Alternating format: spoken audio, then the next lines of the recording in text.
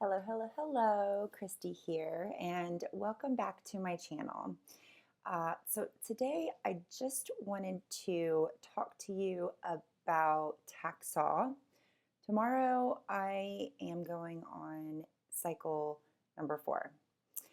As I sit here and I look at myself in the camera, and which is actually, it's not easy to do. I look at myself and I see a cancer patient. I see someone who's going through chemo. I don't see myself.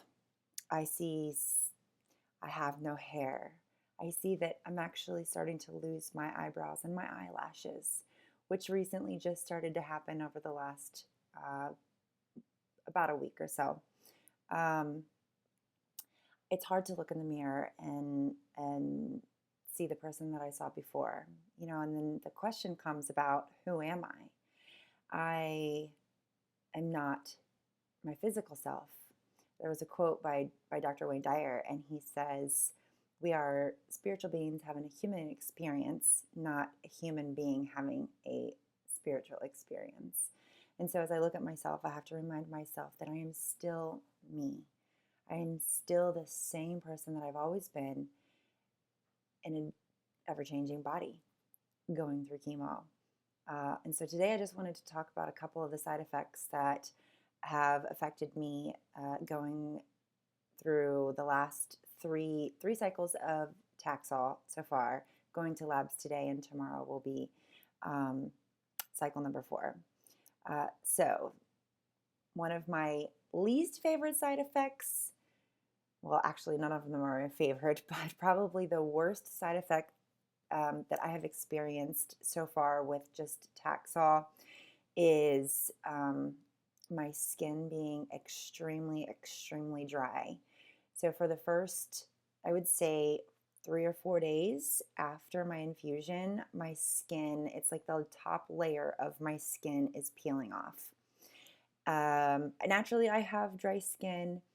They say to overhydrate before chemo so that the side effects are not as bad as they would be if you were dehydrated.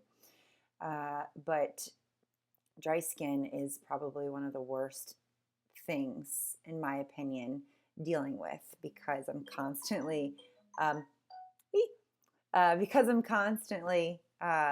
putting on lotion and trying to hydrate and moisturize. Another one of the side effects right after Taxol, right after my infusion, is because they give me a heavy dose of Benadryl, I come home extremely, extremely sleepy, and I sleep for the rest of the afternoon. And then with the steroids, I feel like I can't go back to sleep. So my body is going back and forth, confused. Am I tired? Am I not tired? So the first and second infusion, I stayed in bed for 3 or 4 days. I was just extremely exhausted. Thank God the nausea is not there like with the adriamycin and the Cytoxan, which is what I did before the Taxol. And which, that kicked my butt. So with the, I got sidetracked because I forgot to mute my phone. My bad. Okay, so let's see. The dry skin and the fatigue are some side effects of Taxol, and obviously the losing of the hair. So I just wanted to do this video because one day I'm going to be able to look back at these videos and look at myself and say, I made it through that. And, I want to also do this video because, if any of you have any questions about what I'm going through or what you could be going through, or just to reach out and talk to somebody else who understands from one cancer patient to another, that I'm here, and I'll leave all my social media, my email and stuff in the comments below.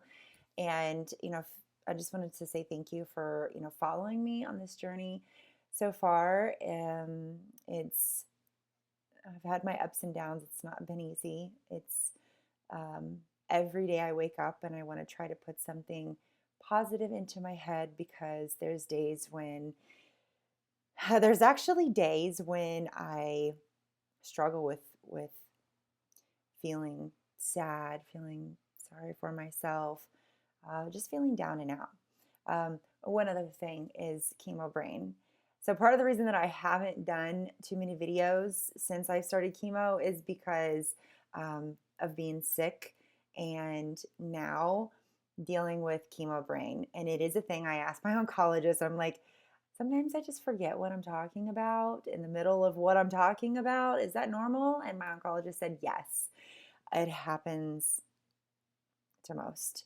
And just forgetfulness and even clumsiness is a thing dealing with chemo. So um, I've struggled with bringing myself up to feel good enough to do a video.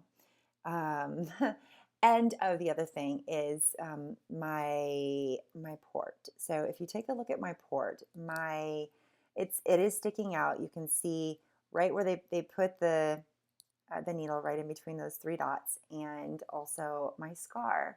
So it actually has just started to turn a darker color, which I guess is a normal thing as well.